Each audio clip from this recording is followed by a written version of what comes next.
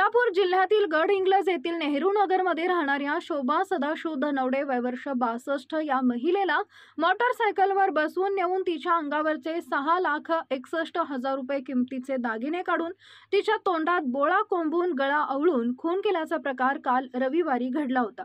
खून करून या महिलेचा मृतदेह एका शेतातील विहिरीत ढकलून दिला होता। दिनांक 23 रोजी एका अज्ञात आरोपी विरोधात गुन्हा दाखल झाला होता।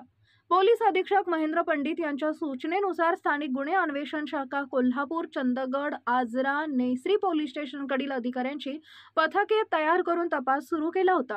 गडहिंग्लज पोलीस ठाण्याचे कॉन्स्टेबल सतीश बंडा पाटील यांना मिळालेल्या माहितीनुसार गुरुनाथ उर्फ पिंटू भैरू चौगुले राहणार हट्टी बसवन्ना मंदिर जवळ गडहिंग्लज यांच्यावर संशय व्यक्त केला। हा संशयित आरोपी मयत महिलेच्या वडिलांच्या घरासमोर किराणा दुकान भाड्यानं चालवत होता।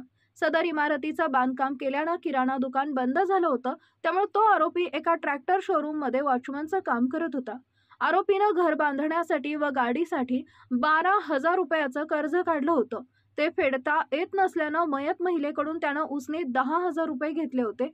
या उसनवारी घेतलेल्या पैशाचा तगादा या महिलेनं लावल्यानं आरोपीनं तिला मोटरसायकलवर बसवून आपल्या घरी घेऊन गेला।